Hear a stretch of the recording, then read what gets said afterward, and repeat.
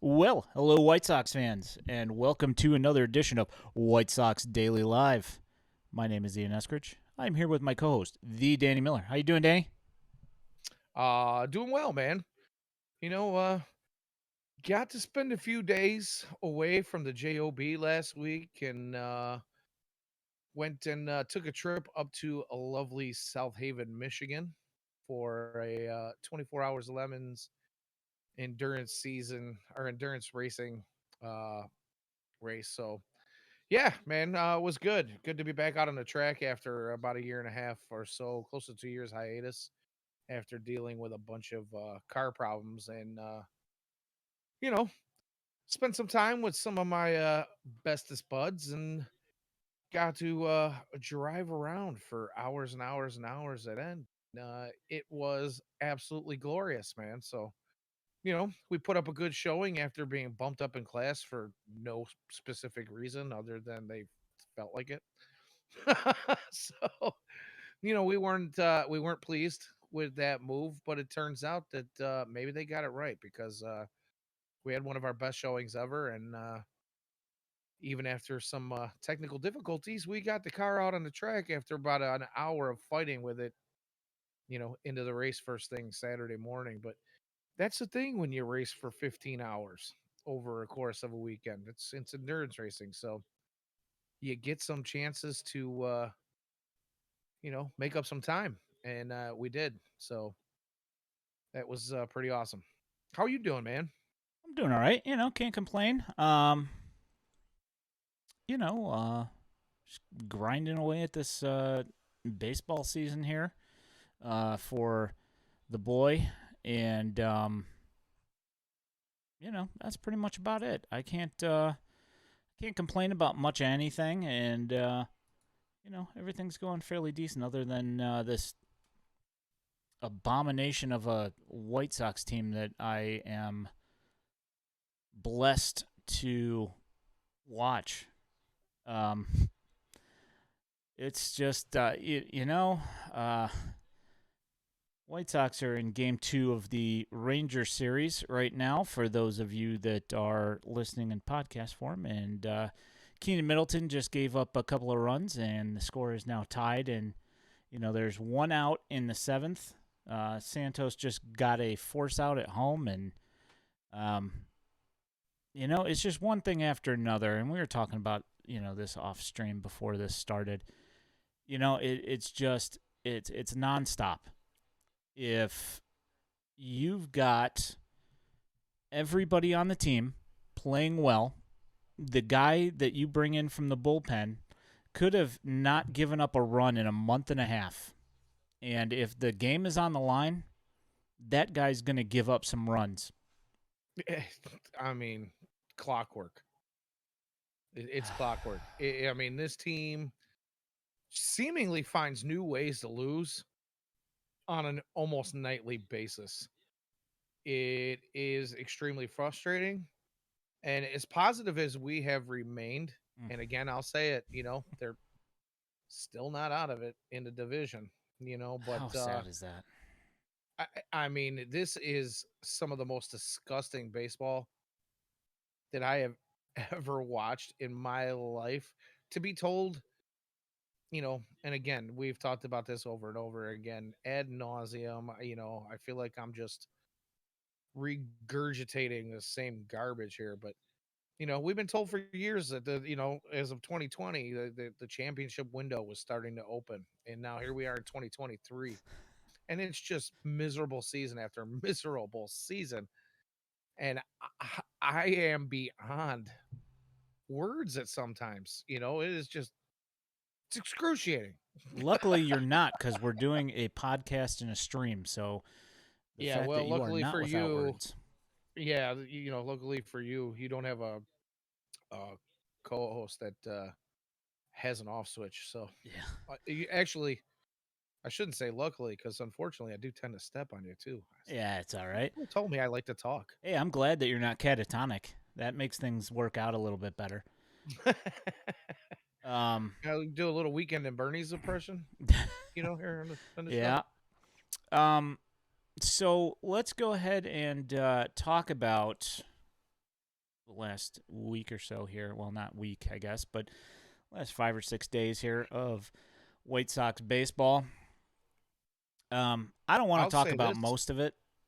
I Yeah. just, Okay. I just want to bring up the Lance Lynn game. Okay. And I mean, I it did pretty not get much, the opportunity to see it because, like I said, I was at the racetrack, I know. and that's basically what I was gonna say. Was I'll say this: I was spared from the disappointment of viewing those games live.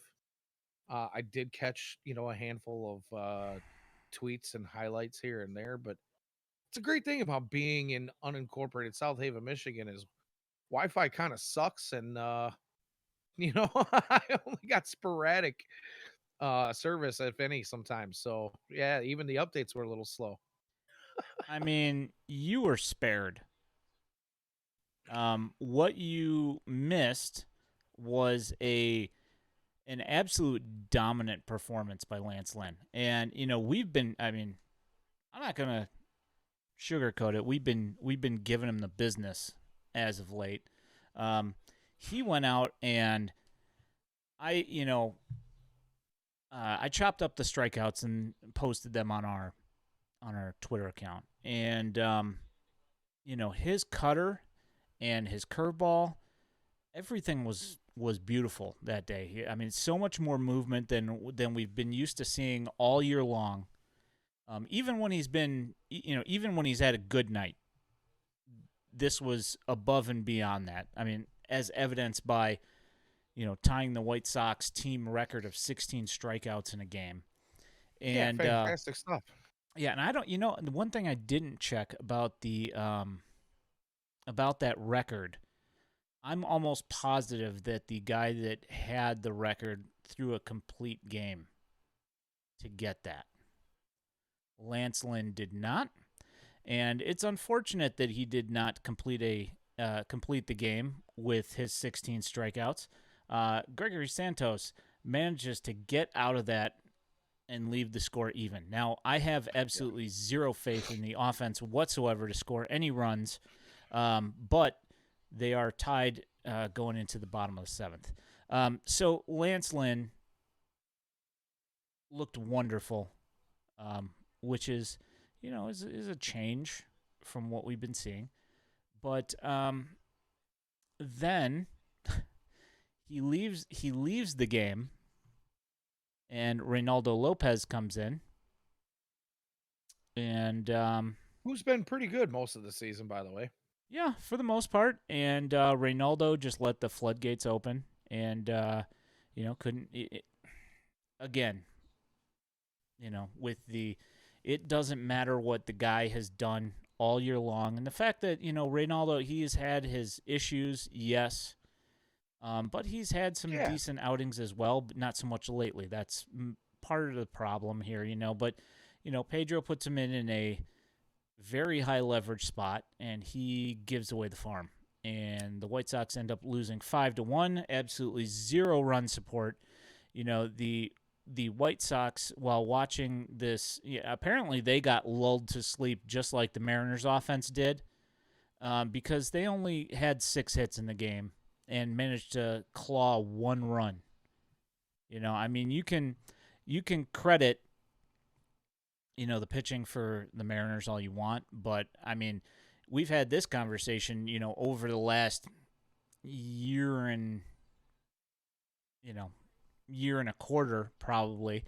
Like how much credit do you really want to give to the opposing pitching staff when we watch this over and over and over again and the results are the same regardless of who's pitching? You Uh, know? well, I mean, you and I talked about this before the stream. Just tonight, looking at this team and watching the White Sox come together and take a lead here over the Rangers in the second half of the game, only for Keenan Middleton, who has been absolutely outstanding all season long. And I mean, the guy was one of those that was a question mark that a lot of people didn't really know what to expect from him, and he's just been hammering away at on the mound.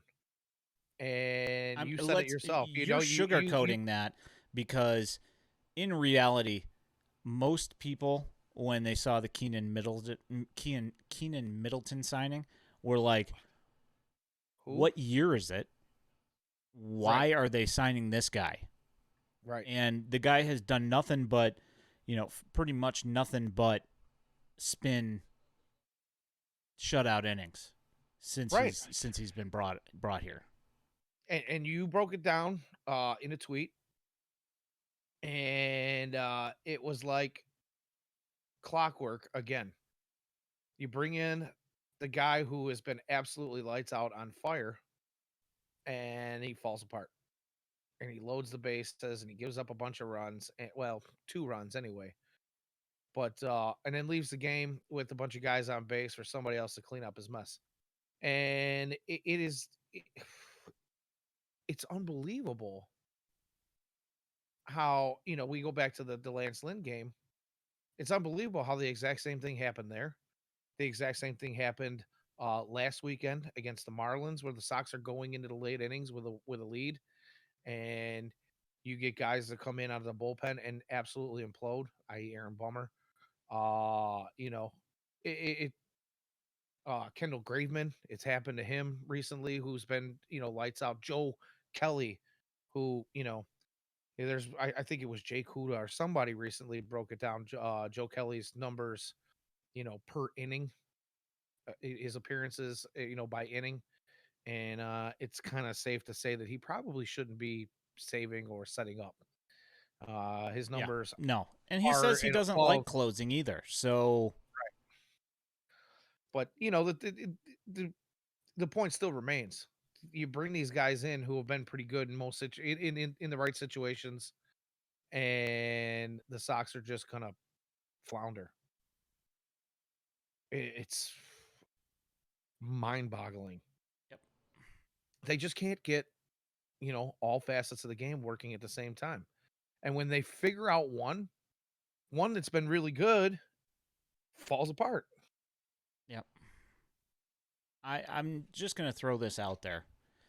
You remember the beginning of the season when they split with the Astros, and we were like, I do. "All right, here we go. This looks promising." Yeah, 2-2 start to the season, and everybody was like, "Hey, this is a decent looking team." The White Sox, since the beginning of June, swept the Tigers and then took 2 or 3 from the Yankees. So everybody was like, "Oh, okay, we're getting ready. We're getting ready to make that run." Since then, they lost 2 or 3 to the Marlins, 2 or 3 to the Dodgers, 2 of 3 to the Mariners, and right now they're tied in the 7th with the Rangers at 4, but they lost last night 5-2. So this is like almost identical to how the season started. You know? Shocker. Yeah. I mean, fool you once, shame on you. Fool me twice, shame on me. Fool me 3 times, I'm an idiot. you Right. know? I mean, it's just like we're just sitting here beating our heads against the wall, and it's the same thing over and over and over again. And I mean, like, I'm with you. Like, we're beating a dead horse here. I mean, clearly this team is going to do nothing but frustrate. And, like, the unfortunate thing is that the Twins going into today, I haven't seen what's going on with them right now, but they're 1 game below 500. So the White Sox still have hope. And when Pedro's interviewed, he's like, nobody on this team is worried about this division. Nice drop there. Thank you. That was nice. And then he Oh, and then gets he thrown gets out. Oh no! he gets. Wow, that's gonna get reviewed. Um, I think so too. Sorry but for getting a yeah, little no. excited. Um, Gotta find something to get excited. Yep, as we speak, they're going. They're looking for I the mean, review. how could you not? Yeah, Um, absolutely. I thought he was out. yeah, for sure. I mean, how many chances do you want to take in one play? Like they already gave you a gimme basically on a pop up, let it fall, and you want to push it Oh, he might have went around it. It's hard to tell from that angle, but he might have went around the tag. All right, so Boston is crushing Anyway, Minnesota 10-4. So, but just out of dumb luck because hey, this he's in there. division is complete and total horse crap. The White Sox still have hope. Pedro Grifol is saying nobody on the team sees this as an unwinnable division, and Well, rightfully so. I mean, yeah, it's every hot garbage all the team way around. is terrible. We've got the team with the worst record in baseball in the cellar of the division, which, I mean, I'm not saying, I'm just saying, like the managerial hey, Grimtall, thanks for the resub, my man. 23 months. Man, Holy look at cow, this almost guy. 2 years. Good night. We So, appreciate you, bro. you know, the Royals, who have the managerial candidate that a lot of people wanted and were kind of upset that the Royals grabbed him out from under us, and what's wrong with our team that we can't get this guy? Well, I mean, I'm not saying that their roster is anywhere close to what Pedro Grifol has got to work with, but the A's are essentially putting out a, a double A team on the field, and they're outperforming. You know, The Royals, well, I right? mean, I guess That's from what I remember, I think that as of yesterday or whatever, the Royals had ended up like just barely eking by the A's for worst record in baseball. But yeah, they're neck and neck, but it is what it is. I mean, the fact that you take the White Sox record and you take out the last place team in every division, and the White Sox are still in last place to replace the last place team in each division. Um, I mean, that tells you where this team's at. And you got Lucas Giolito on the Chuck podcast talking about how he wants to win and he doesn't understand why things aren't going right and that it's a difficult thing to figure out why things aren't happening. And it's just one of those things. We watch this day in and day out. We get away from it when we are blessed enough to have something else going on, so we don't have to subject ourselves to it. But if the hitting is going and the pitching's going, okay, fine. But that almost never happens. And if the game's anywhere close, this team's doomed. It's Well, and that's the thing. If you get hitting and pitching, then the defense is going to find a way to fall apart. I don't get it either. Honestly, there's no one place to go and look and point a finger. That's the problem. There are so many levels of inconsistency through and through. Basically, you know, you can look throughout the organization. The one thing I will say is this team is terrible, terrible at situational hitting. Absolutely putrid. We leave guys on base way too often, and the chase rate is absolute garbage. They don't walk, and I get, early in the season we heard them talk about being more aggressive early in counts because that's what, you know, analytics was telling us that the White Sox were taking a lot of first pitch strikes. And some of the best pitches they were going to see in at bats were early in those pitch sequences. And, sure, be aggressive in that time. But now let's take a look at, you have to continually be adjusting to what you're facing. And you kind of have to look at a history of a pitcher or a team or a manager's decisions for the opposing team. And I feel like the White Sox just don't do that. They don't make adjustments. They just go out there and they get focused on one thing and they get good at that one thing. And everybody goes, okay, we're going to change our approach. And the White Sox do not. And I don't know if that's a coaching thing. I don't know if it's a player thing. We've been kind of easy on these guys for the better part of the last two seasons, going back to the middle of 2021. Now here we are in the middle of 2023. And we don't really like to poo poo on the players around here, but I got to be honest with you. these dudes need to take some heat. Everybody and their brother has been talking bad about him, and maybe we're a little bit late to the charge there, but these guys are professionals, and if you can't figure out something, if if you don't like the way the coaching staff is handling things, why isn't the team having their own little players meetings and sitting down and getting together and trying to figure this thing out on their own? Because these guys are pros. You want to win? Figure out what the hell it is you need to do. Earn that money you're making. Earn that next contract. No, everybody on this team, there's a couple of guys, I shouldn't say everybody, but there's a handful of players on this team that, we know Lucas Giolito the last 2 seasons. Now we hear Tim Anderson talking about it. But some of these guys are hoping for big paydays coming up here. Mm-hmm. Well, you haven't done anything to earn them. So what exactly is it that you're doing, and why is it that you feel like you deserve those paydays? Yep. Just So wanted to I don't know. bring up these messages from Grimtall. His highlighted message says, "This team sucks." And in response to your latest couple minutes here, they're quitters and defeatists, and I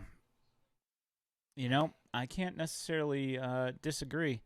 It's kind of hard to figure out like exactly what the like how all this stuff is happening and how exactly this team just continues to flounder. And the thing is like it might be that that every single one of them is pushing and doesn't trust the person behind them or in front of them to get the job done. I mean, that could be it. I mean, but at some point, there's got to be some sort of accountability. And, you've heard that accountability is not a problem at 35th and Shields. So much that accountability is not a problem. So a national reporter, John Morosi, is on The Score the other day and says that Pedro Grifol, if things don't turn around, he's going to be a one and done. There's so much accountability that Rick Hahn immediately took to his homestand presser to say none of the things that are going on right now are Pedro or the staff's fault.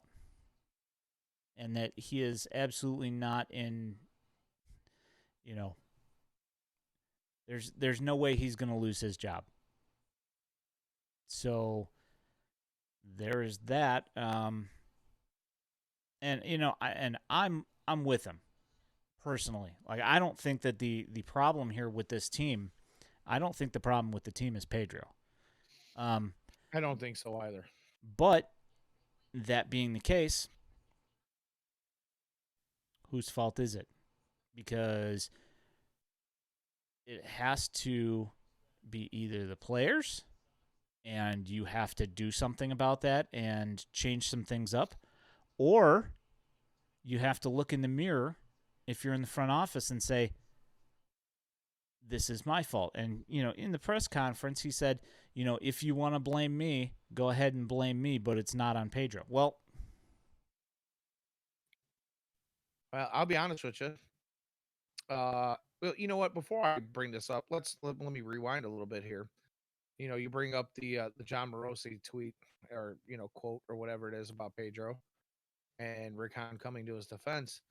But I think it was the following day that Bob Nightingale it comes was the out. day before. It was the day before. Oh, Yeah. the day before. Yeah. Okay, I knew they were one or the other. Bob Nightingale comes out and says that it's been said to others, not exactly to him, but he's heard it through the grapevine that some of these players have not expressed this to the team, but have expressed it to others, other players, other organizations. I don't know. He wasn't real specific. That some of the veterans really want to be traded away. Now, here's my thoughts on that. If that is the case, and nobody really knows, and nobody seems to be talking about it except for Bob Nightingale. But if that's the case, sounds to me like there's some dissension in that locker room. And when you have that kind of piss poor attitude, that is something that can be contagious. And you can have some guys who are just not happy. And, baseball is a game of, yeah, you can go out there and do your job every day, but if your mind isn't in the right place, your heart isn't going to show up either. And the will to win, the TWTW, is not going to be there. And if I'm the general manager and I'm hearing and seeing these things, I'm going to have a Billy Bean moment. And I'm going to go in and I'm going to smash that boom box and tell Jeremy Giambi to sit his ass down. Because, is this fun? Yeah, is this what It's losing not looks fun. like? Right. Uh, y- sounds to me like somebody needs to go in there and tell these guys, man, the F up. And somebody needs to get in their face and tell them, hey, man, you want to get paid? Guess what? You ain't doing anything to get paid. So even if we do trade you, even if you do hit the free agent market, where do you think you're going to go and what do you think you're going to do? How much money are you going to make? You can piss and moan all you want while you're here, but it ain't going to do you any good until the team starts winning, until you start producing. So shut up and go out and play baseball. Like you know how to play baseball. Quit, pissing and moaning. Get out there and do something. Somebody needs to light a fire. Maybe it has been said, and these guys just don't give a rat's ass. I don't know, but Entirely possible, but I don't think. I mean, I honestly, I don't think that's what it is. But I'm going to go ahead and bring up the transactions page of yes, the last week. Not actually bring it up on picture here, but I mean, I want to talk about a couple of things here. So one thing that happened that was good was that Mike Clevenger was told that it's right bicep inflammation and that there is no, it's not like a serious out for months type of issue, which is, one thing that we had thought when we had first seen it that it God, might I be. thought he was done. Exactly. And it doesn't appear to be that. So that part's good. And so they brought up Jesse Schultens, which is cool. He's pitched okay, between like what Jesse Schultens did, you would think that the Sox could have managed to, put like some sort of an effort behind the Tanner Banks, Jesse Schultens, and who was the other guy? Padilla trio, Padilla. that pitched the other day. If they could have put forward like any effort whatsoever, it would have been okay. And like Nicholas Padilla, he's had some okay moments in Charlotte. He's had some ugly moments in Charlotte, but whatever. He's fine. The White Sox bring up Popeye, Jose Rodriguez from Double A. And, if you look on the surface, tear, by the way. He was. He had like a 137 WRC plus or something like that in the last 16. month. Yeah, it was like 132, I think, over the month, and 137 in the last like 16 days or whatever. But the last 16 games, he was, in beast mode. Yeah, playing really well. They had also brought up, I should back the truck up because Zach Remillard got brought up. Hey, Zachy Flat. Yeah, our very own the Danny Miller's MLB The Show creative player's best friend, Zach Remillard, makes his debut with the White Sox. And in his debut, he sets records. He does all the little things, plays good defense, ties the game, and wins the game. First time ever in history that it's been done since like 1901, since they started taking stats and whatever. No big deal. Since then, like the couple of games after that, were not really standout games for him, but he made a really nice base running play tonight. and managed to be on base and score a run. So, things we know already about Zach Remillard. He's a team player, and he's smart, and he always generally does the right thing. And you know what? He did. The White Sox signed Kian Wong, and tonight he had his first hit in RBI in Charlotte. I haven't looked since we started stream. I haven't looked to see what has transpired there since we took off, but he's doing, he's doing something in Charlotte. I don't know what that's going to amount to. Probably not a whole lot, but hey, you know what? It's depth for when Remillard and Popeye get brought up, and you've got I think injuries. Kenny Williams probably thought he was getting Colton. Yeah, who knows? So after the game that Lance Lynn had, where he struck out 16, and the White Sox still lost. Apparently, his hope died because he got put on the bereavement list. Oh no! Come Romy on. Gonzalez, I mean, sorry, I had you know, to. There has to be a joke he's made with he's that. bereaved, but we're not trying to Oh, I'm not making say jokes anything. about anything that he's having, any actual Right. personal issues he's having. But as a White And Sox there it fan, is. you know, that's 6-4, White Sox Aaron Bummer losing. comes into the game and does Aaron Bummer things with men on base. Gives up two. Good night. Romy Two-run double. Gonzalez goes on the 10-day IL with right shoulder inflammation. He's only been in limited roles, pinch hitting as of late. And so they finally put him onto the IL and letting him have some time. Jimmy Lambert is back from the 15-day IL. Garrett Crochet put on the 15-day IL with shoulder inflammation as well. So you've got right shoulder inflammation for Romy and left shoulder inflammation for Garrett. So that's awesome. But so we've got Jose Rodriguez just rotting on the bench apparently. This is his second day up and has yet to see the light of day. So we'll see what happens here. Maybe at some point he'll even like pinch run or something. Maybe. Or maybe they just decided he was getting too hot. It was time to cool him off, as they've been known to do. What you sipping on there, man? It's a little root beer or something? Looks like, is it New. IBC? This is Victory Sour Monkey. It is a Oh, sour triple. It's we have decided to it's up our time. game this evening. Well, I mean, I'm Yeah. not up in game. I'm throwing up the I'm waving the white flag. This team has Yeah. put me to it. Yeah. I'm there.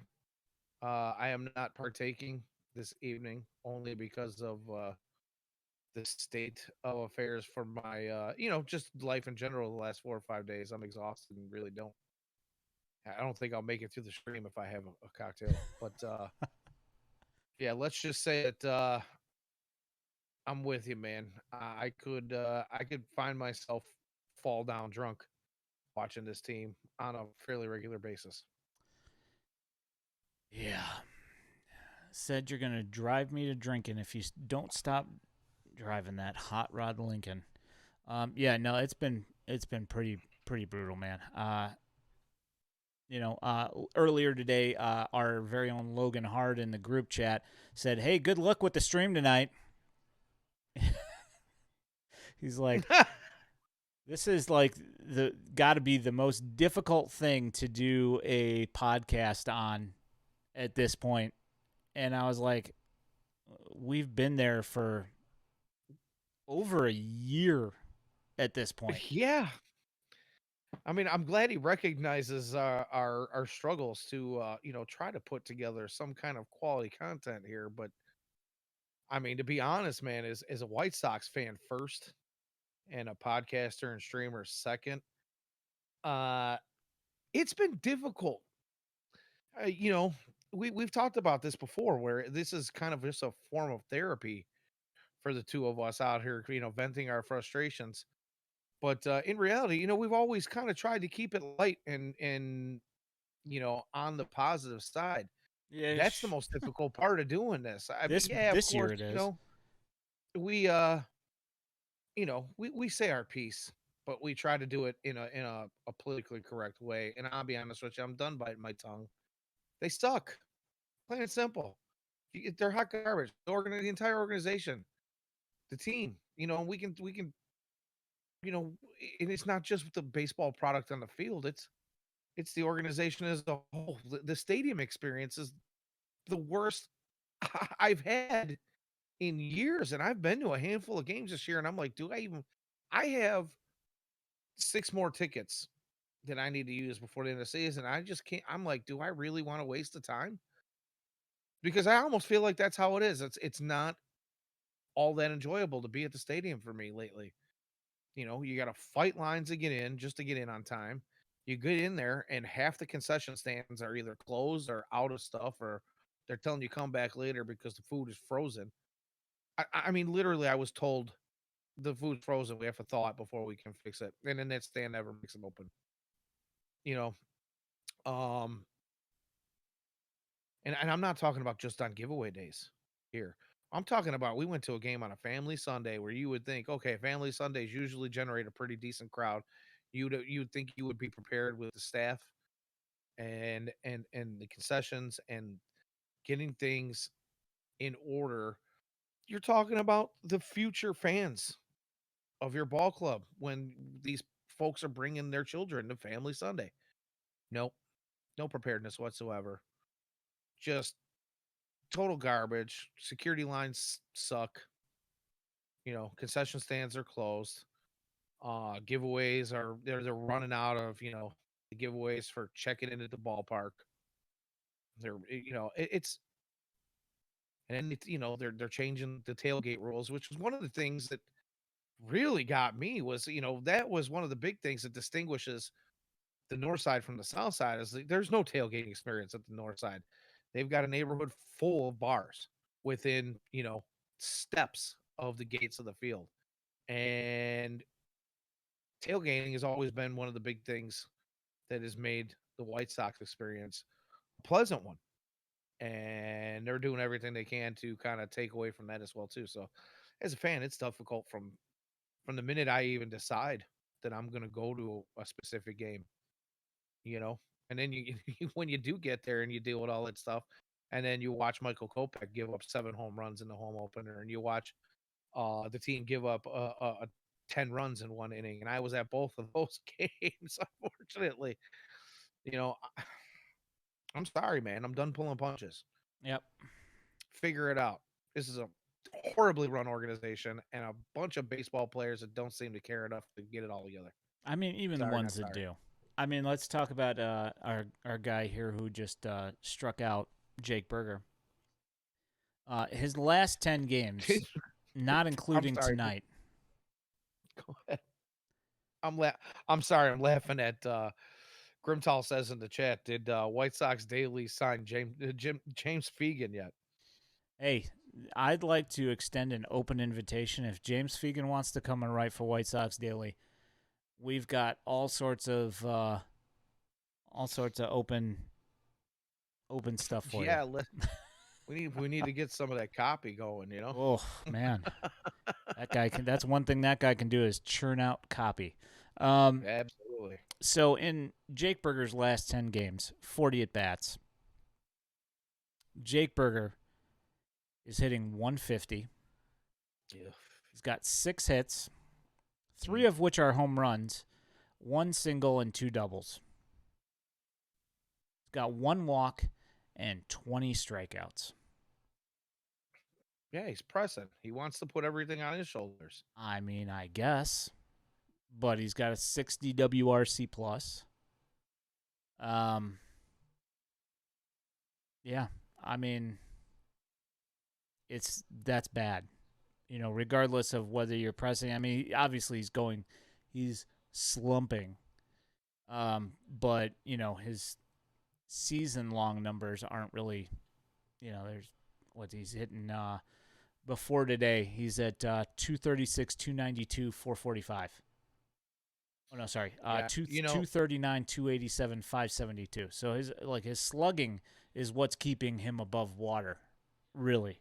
yeah. I mean, not that you didn't know that, but Right. I mean, if anybody watching a last game didn't know that, you're obviously not paying attention. But the crazy thing is I can see him being, the single all-star representative chosen from this White Sox baseball team, only because of that slugging. Because fortunately for us as White Sox fans, the rule still remains that there has to be at least one player from every team representing at the All oh, Star game. look at that. Hey, Popeye coming in to Pinch pinch run. runner Jose Rodriguez. There is his major league debut as a pinch runner for Yasmani Grandal, who just got a single. And he looks happy to be there. He sure Yeah. does. I mean, if Lots of you're going gold to pinch chains, run too. for anybody, it's got to be Yasmani. Yeah. So, I absolutely think that Jose Rodriguez, if they were in a foot race, would pass Yasmani Grandal in between first and second if he started at the same time as him.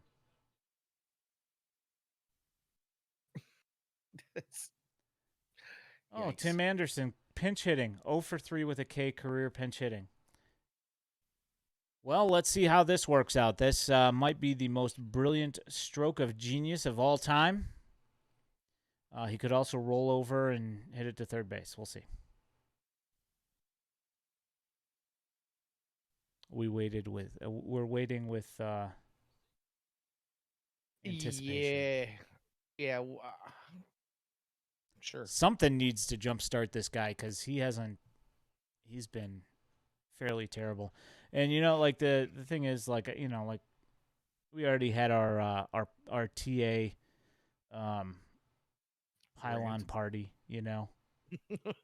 but we're still waiting for him to finally start swinging the bat with some authority and not just terrible at bats and rolling over the ball all the time. Let's see something nice. Yeah, I agree. Lantern Joyer, good evening, first off. Second says in the Oh. chat, somehow it's a travesty on White Sox Twitter if he's put lower in the order. And I believe he's going back to Jake Berger. Had a Oh, I mean, conversation with well, Jake. you can talk about Jake Berger. You can talk about TA. You could be talking about either or. You know? Yeah, and it's yeah. If you mention that on White Sox Twitter, either one of them dropping, but either one of them, you know, deep into the order is that's apparently bad juju. That is Yes. you're putting some kind of stank and voodoo on that tweet. You know what I mean? Because it's bringing out all the naysayers and all everybody who wants to cuss out your mama and everything, man. Yeah. If you want to move TA out of first, or if you don't want to hit Jake Berger second, your days are numbered. Yep. Yeah.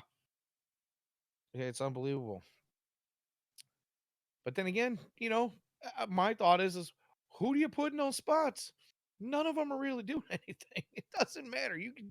I feel like and that's another thing when Pedro Gaval gets hit with these lineup questions. Honestly, you could pick a name out of a hat 9 times to fill your lineup. I don't think it would make much of a difference with these guys. Although the offense does get rolling here every now and again. Well, at least he didn't hit into a double play. Grounds out to That's the second baseman. Popeye Rodriguez saved his behind from ending the inning because he was off to the races to get to yeah, second he base. had the briefest of major league debuts right there. Who's no Popeye's still out Oh there. no, I guess he's still out there. You're right. You're right. He's out there. He they didn't even make a play to second. Yeah, he's fast They, enough that it didn't count. So that is true. yeah, he was blazing to second base. They didn't even want to make a play on him. So now we've got second and third with 2 outs in the bottom of the eighth, and everybody's favorite, Elvis. He You did know, hit a home run tonight, and he if did he get a could leave base the hit. building again, it'd be very fantastic. But Yeah, I'm not holding my breath with his whole 2 dingers on the season to this point. no. I mean, even if he got a hit, I'd be shocked. I mean, multi-hit game, I'd be shocked. Yeah. Well, base hit ties it. So, let's keep our fingers crossed here. But Yeah, sure. you were talking a little bit about our White Sox daily chat amongst ourselves, and Logan Hard saying good luck with the stream tonight. I think my response to that was basically I think it's going to be a short one. Yeah, because it's going to be like they suck, the players suck, the team sucks, the stadium sucks. The end. I mean, I don't think the building itself is all that terrible. I can deal with No, the it's with great. the. Hey, look at that Oh, he multi-hit gets it game. through And Jose Rodriguez, look at and that, paying scores. dividends. Look Nice tie at ball game. that. Tie ball game in the bottom of the 8th. How do you like that? So that'll go down as a single and a fielder's choice on the throw to home for Popeye. Yep. And Andrews takes second on that one. So the single brings in 2. I think, Way to go, Elvis. I got to say, I think that this team probably has like the record amount of roster spots eaten up by people who should be pinch runners. Yeah, I guess so. Or utility players. I mean, I'm not saying that, Popeye should be, but, Elvis Andrews. I mean, with how many roster spots have been eaten up this year, and that's no disrespect to Zach Remillard either, because in reality, he should be a utility player. Hey, look at that! It's a rally, and he's gonna get thrown out at home. He's gone. I mean, to me, it looks like his hand got in there before he got tagged. But I was going to say, I think they're going to look at it. I mean, bottom of the 8th, might as well. Yeah, Pedro will go ahead and challenge it, but it'll be like 10 seconds too late on the challenge timer. Yeah, he's safe. Looks like it, right? Got the arm in there. Yeah. I would say it's difficult to say from that angle because the umpire was in there, but here we go. No, he's out. Oh yeah, there. See, that's where the Romy Gonzalez, Elvis Andrus thing. Oh yeah, that's where it is. Yep. If that was Romy Gonzalez, he would already been in the dugout. Oh, fine eyelash. Yep. Oh well. Well, at least the ball game's tied here. We're going into the top of the 9th. We'll see who they bring out to pitch the 9th. But, I mean, maybe the Sox will get a hold and. Yeah, Ladder Enjoyer says Elvis revenge game. I don't know. I mean, sort of, but like my, thing that I will say is that I don't trust the bullpen coming out. It could be somebody that hasn't given up a run since last season and has been perfect for 35, 45 appearances. It just wouldn't matter. They're going to give up the lead, and then the offense can't score any runs. And sorry to be that guy, but right now I'm just feeling like that guy. Yeah, you know what? I mean, there's really nothing. I mean, sure, it's exciting to watch them tie the game, but there's nothing beyond that tells me there's going to be a push for a win.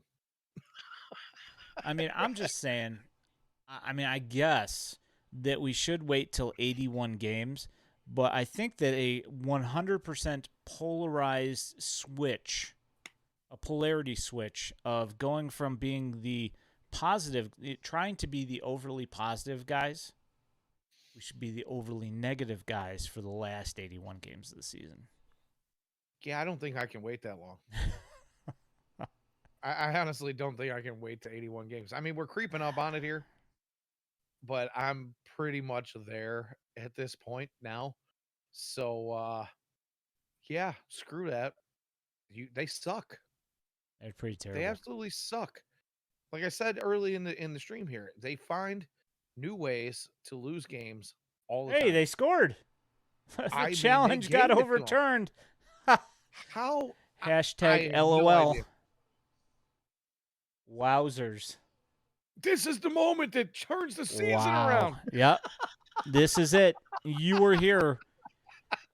We haven't even turned full Oh, heel yet, and it's oh, already here he it's already comes. working out. Holy cow, how did that get overturned? Wowzers. Grimtall says, Manager of the Year. Oh, Don't you yep. dare question Griffall. Makes the lineup okay. Yeah. Okay. Holy cow, how did that get overturned? I I mean, have I'll no take it. idea. I mean, it was obvious to me. Oof. Yeah, you I take mean, that win.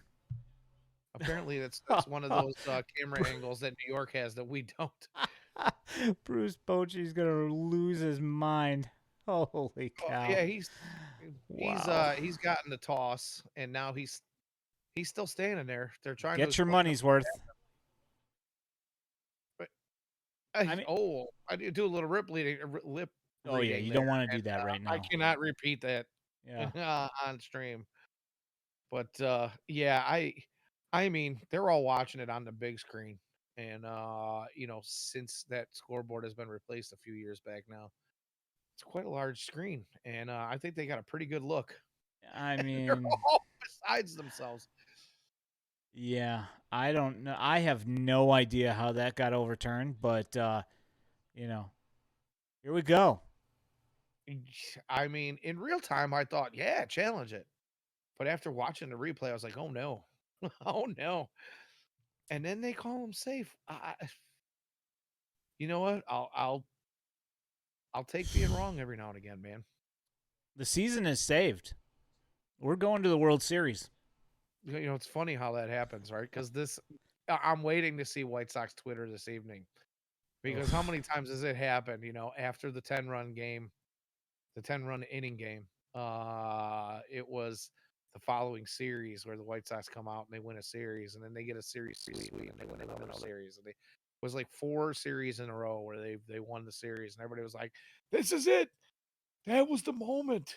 It's a season turnaround, and then somebody else gets hurt, and somebody else starts playing like crap, and the bats go dead, and the pitching's awesome, and they can't win a game, How and then dare they have you? another. I mean, how many times have you heard it this season where that was it? That's the one that's going to turn it around. So Yep. yeah, Well, I manager of guess the we'll year, see. Manager of the Year. manager of the year, one and done. Well, Charlie Montoyo did it, so why not? Yeah, I guess so. I didn't even make it the whole season, did he? No, he made it the whole season. He got fired the next year, Yeah, about like a middle of next month in, I think. year. Yeah. Okay. Yeah. Yeah. So I Hmm. guess it was 1.1 and done.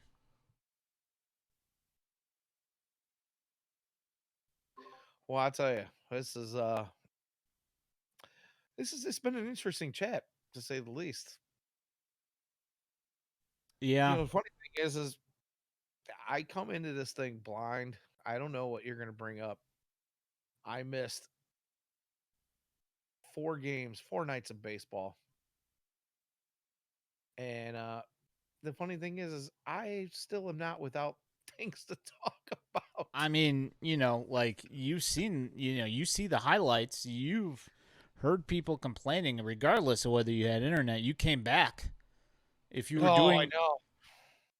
if you're doing the stream from up there, that actually probably would have been awesome because you'd be like, I have no idea what's going on up there, or down there, and really catch you off guard. But yeah, no such luck. You get to see this stuff just like we do. Oh, yeah. Yeah, sure do. Thank God for the interwebs and all the White Sox Twitter and the articles that get posted on social media. And I, you know, I, it's probably part of the reason why I haven't had anything to add to copy is because I say I'm going to write something for the website, and then I watch this crap, and I'm like, I lose all interest in spending extra time out of my life to write something down. Yeah, Why do that when I can come here and spill it all out to you?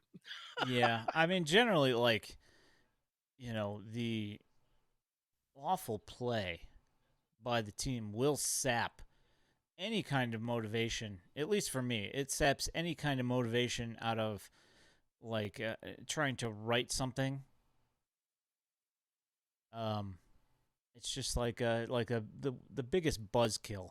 Just watching these games and just being deflated after every game, and the one way it makes jokes about losing podcast, like losing how many podcasts did you lose with that awful performance that just lost the game. And it's like I don't want to stop streaming or podcasting.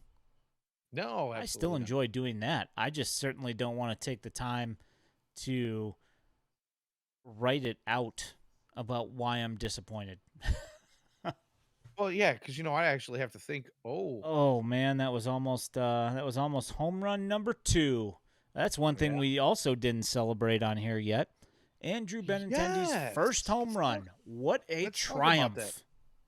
And the race between Andrew Benintendi and Tim Anderson to get their first in over a year, or the I'm first of this season. Yeah, I'm wondering if TA makes it over the amount that Benintendi had gone. I think it was like 30. They had like a 30 AB disparity between the two of them. I think it was like roughly around that.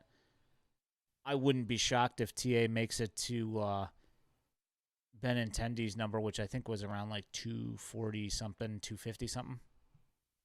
Before he hits his next, you know what? I wouldn't be shocked if he goes well beyond that. The way he's been powerless for quite some time now. Mm. I really do hope that he puts it together. I really hope that you know, he finds whatever it is that he's looking for to make himself feel good about playing on the South Side. We talked about that podcast that he did, the Pivot, couple was it a week and a half ago or so now, and he just sounded kind of, without saying it specifically, he sounded a little discontented during that thing, and I hope he finds whatever it is that he's looking for here in Chicago in this season, sometime very soon. But I'm just not convinced that he's going to. I just feel like his head and his heart are in the right place right now. You can't say the things that he said and expect us to not go, "Hey, man, you sound like a doofus," because you do. Yeah. I got a question for You you. know, If, and this is obviously complete hypothetical, and we won't have to worry about it because it'll never happen. But say Jose Rodriguez starts off like your mean did oh boy, and is hitting like 500 for the first month that he's playing, while TA rehabs in his whatever phantom injury, his hurt feelings that he had from the other day. Um, and Popeye's got like a 1400 OPS plus, and like a 170, 180 WRC plus. Say that happens for like the first month that he's playing, and TA is healthy 3.5 weeks into it. He's like, all right, I'm ready to come back. What do you do? well, uh, I've been saying it for a while. I even tweeted that I was on Beefloaf's side. That I really did want the White Sox to be buyers instead of sellers at the deadline. But Oh, look at that. unfortunately, Jose Rodriguez stays in at second base. nice. Unfortunately, I'm starting to feel more and more like that. Maybe this inevitable sell off might become a thing. And for a while there, I was thinking it wouldn't. Although, then again, they're still in it in this god awful division, so maybe they will be. But if there is a sell off, I would think that Tim Anderson saying that, making the comments that he made about, maybe if the White Sox want me to be here, yeah, cool. If they don't, that's fine too. Like, just tells me he doesn't We're fine really either way. want to be here. Yeah. the thing is he's also got a team friendly extension. So do you keep him for that money, or do you let a hot Popeye Rodriguez hang around? Do you let a rehabbing Lenine Sosa who just came back and is now playing again? I think what tonight was his first game back, was it not? Who's that? From his Lenine Oh yeah. Sosa. Tonight was his since June. His last game played was June 1st, so it's been Yeah. like 2.5 So, weeks. you know, or maybe if Romy Gonzalez starts to put it back together again. I don't know. Both of those guys are on rookie contracts. So the team friendly deal with Tim doesn't really mean anything. But the fact that he has had a past, and maybe that some teams feel like maybe it's all in his head because he doesn't like playing on the south side, he might have some value in a trade. Difficult question to answer you propose there, Ian. I really don't know. I Hard would hitting rather questions, not. you know. Yeah, I would rather not see him get sat like Yermine did. There are still folks out there, including myself, that think that was a travesty. How that whole thing played out. I would have, It was tough. nobody can say what really could have been, but man, there were some flashes of some really good stuff going on there, and I guess we'll never know at this point, right? So Yeah, I mean that's one of those things, like when that whole thing went down, um, it pretty much just derailed his entire career, you know. So it's unfortunate, and like you said, we'll never know. no, we sure won't. But he's over there across the pond, hitting dingers 3.5 miles, and I'm sure he's probably enjoying life. He's getting paid pretty well to be there, so Yep. good for him. But as a Sox fan and watching that historic start that he had the first month and a half of the season, you just kind of I wanted to see what was going to pan out, and I feel like they just gave up on him too soon. Yeah. Shocker. I mean, like the issue that, and this is one thing that, same thing with Jose Rodriguez, when, like in general, the issue is that they are delusional enough, or the division is bad enough that they can convince themselves that they're just one winning streak away from going into the playoffs and being contenders. And And turning the the whole thing yeah, around. and the issue with that is that because that's a thing, when it comes time for a Lenyn Sosa or Romy Gonzalez or Jose Rodriguez or Oscar Colas to get some extended looks and consistent at bats, And then take the they next step in their development, Yeah. exactly, and they can't get the guy consistent at bats because they're like, we can't go without that offense in that particular spot. Now, never mind that the 7 or 8 starters that you have in the lineup every day aren't producing, but all of a sudden, the kid that you bring up that you're trying to get ABs for and see if he's any good, you can't afford to give them any ABs. No, we've got to give, Tim Anderson his ABs so he can hit 230. That's very important. We got to have, I mean, it's You have Yohan Moncada so and his annoying. wonky back, getting every at bat that he can get. You got to have washed up 35-year-old Elvis Andrews play every single game that he possibly can at second base, a position that, which by the way, he didn't play until this season. So, I mean, And he's not very good at, if you look at the defensive metrics. And so, the fact that he's also not hitting, besides the fact that, yes, he did hit today and just scored that phantom run that he was definitely out at home right. plate with. And we can keep traipsing out, every DH in the system in right field, That you know, stuff's important. But getting, hey, and there, look at that. Popeye gets the final out of the game. and the White Sox bring home a winner. How do you like that? Good for him. All right, Popeye. Yeah, That's a as I am poo pooing on Elvis Andrews here, he played a big role in tonight's as we're just sitting here just talking three bad about RBI game. everybody on the team.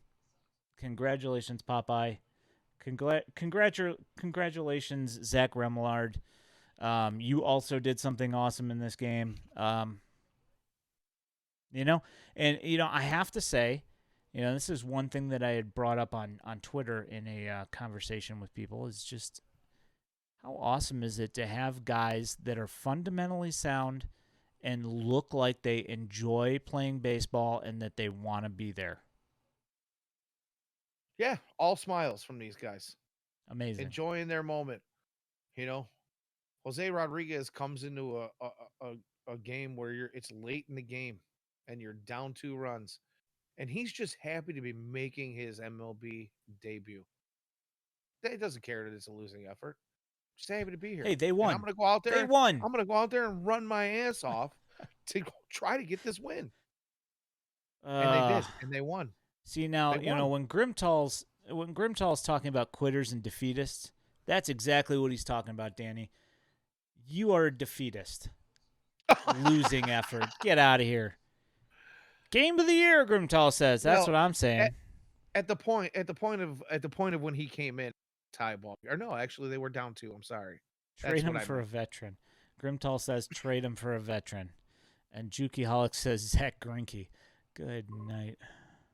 I actually Hey, and by the way, well, welcome, Juke. You haven't seen you yeah, in a while. good to see you, Juki. I had actually made that. I had actually had that thought myself that was exactly the kind of move that the White Sox would make because Grifol, Kansas City ties, Zach Greinke, playoff contender.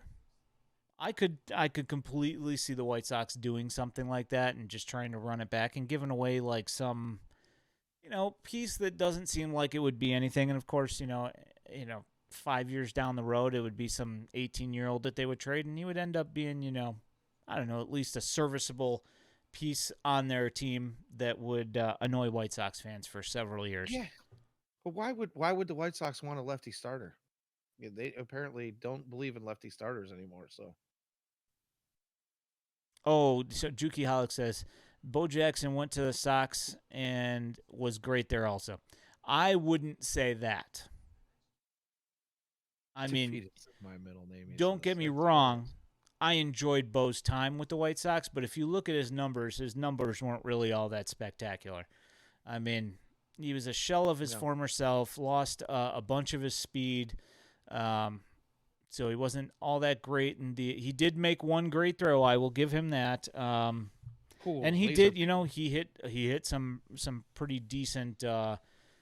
He did hit some pretty decent home runs. Yeah, he wasn't terrible. I'm not saying he's terrible, but I mean, it was.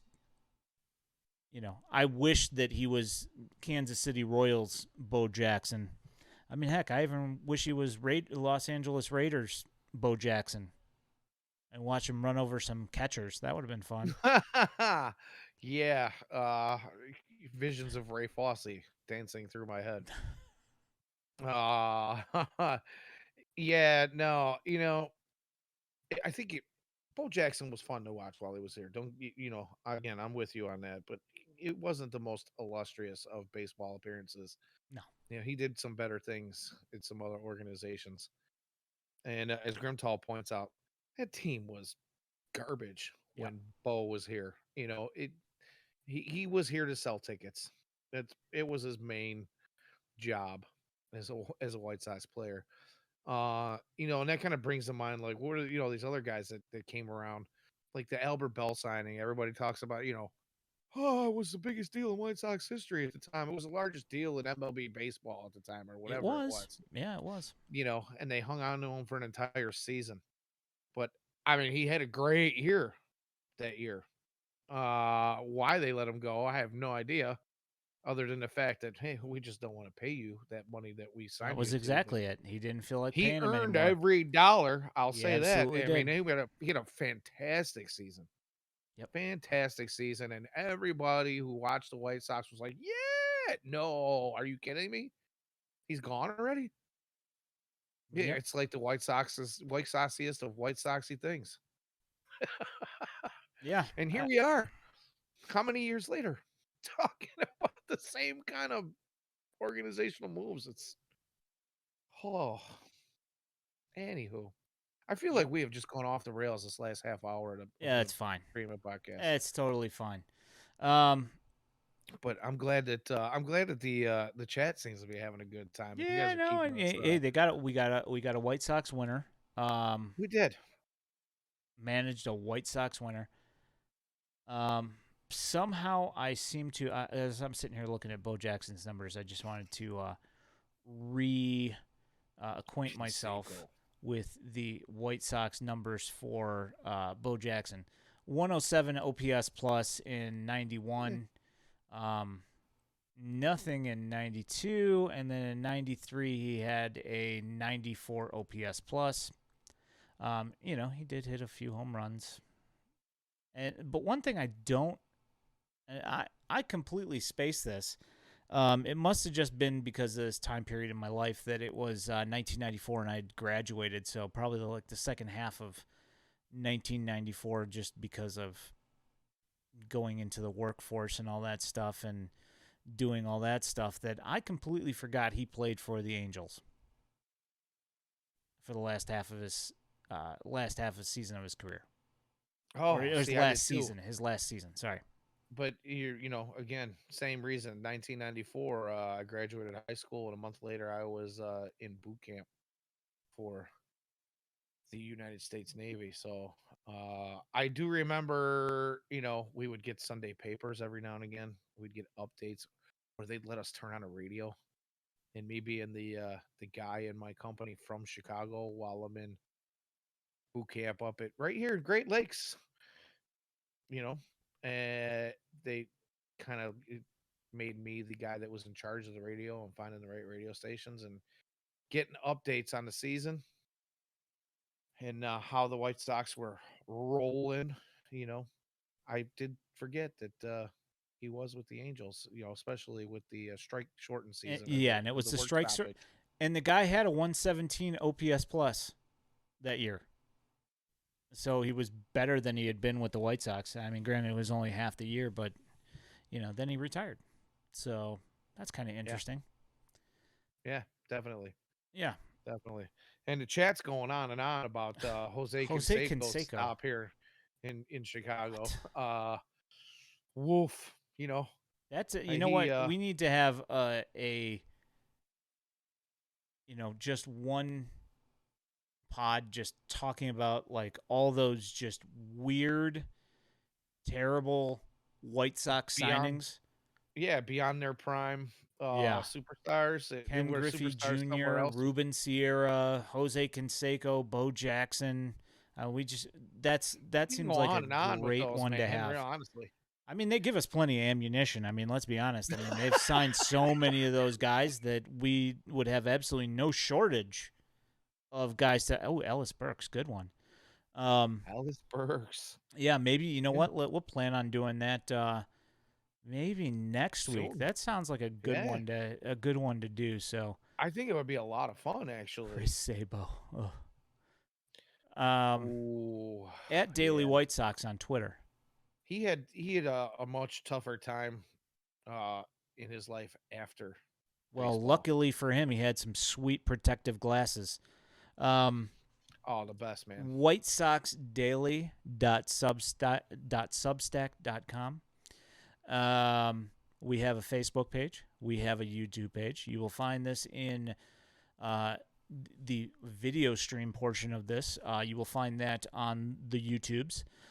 We will also be releasing this in podcast form. You can find it anywhere you get your podcasts. Thanks for coming in and hanging out in the chat, guys. Was there a GM that lost his job in the middle of the 2010s? With the White Sox, Uh, one Kenny could only Williams be is so but he lucky. got Kenny Williams got promoted. Yeah, Rick Hahn got his I think 2012 he was the promoted Yeah, to he wasn't GM. really. Yeah, he wasn't really handed the keys to being the GM. I think until like 2015, I want to say, The real or so keys. 14, He just had 14, 14, those 15. plastic keys that you give to a toddler until then, but then after that they actually gave him the real keys. Yeah, I mean, said by some pretty credible sources that Kenny Williams was still pulling the strings after. Uh, after he was promoted to president of baseball operations, and Rick Hahn, took over as GM. But yeah, no, unfortunately, there was not a White Sox GM that was let go any time in recent history. Sorry, Rick, if you're listening. Don't mean to talk bad about you, but it's been a rough couple of years. My name is Ian Eskridge. For my co-host, the Danny Miller. You guys have a great night. Check our Twitter to see when we're going to be streaming next. Should be next Tuesday, I'm hoping, Yeah, or I mean, next I don't Monday. see why not at Yeah, this point in time, but life comes at you fast. it really does. It's been a very busy last couple of weeks. So, yeah, thanks for coming to hang out, guys, and we will talk to you guys next week. Have a good night. Thanks. Bye.